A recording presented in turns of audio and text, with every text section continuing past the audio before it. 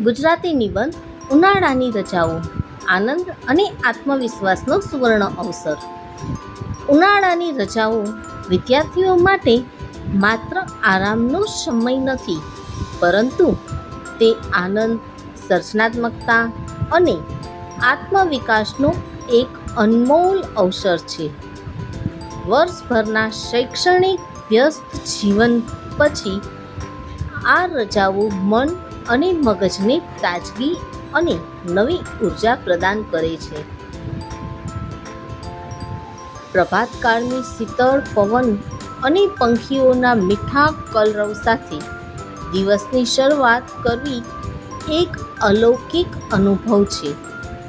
બપોરના પ્રચંડ તાપથી બચવા માટે હું ઘર આંગણે રહીને સાહિત્ય વાંચન, ચિત્રકામ અને નવી કળાઓનો અભ્યાસ કરું છું, જે મારા વ્યક્તિત્વને વધુ સમૃદ્ધ બનાવે છે.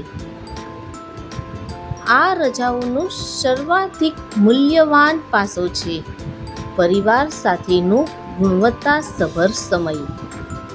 વડીલો પાસેથી જીવન મૂલ્યો અને પ્રેરણાદાયક કથાઓ સાંભળવાથી મારા વિચાર વિસ્તારને એક નવી દિશા મળે છે.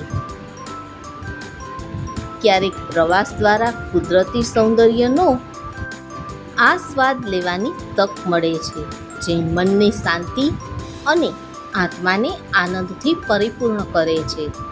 આ રીતે ઉનાળાની રજાઓ મારા માટે માત્ર મનોરંજન નહીં, પરંતુ આત્મચિંતન, સર્જનાત્મકતા અને સર્વાંગી વિકાસનો એક સોનેરી સમય છે, જે મને ભવિષ્ય માટે વધુ સજ્જ બનાવે છે.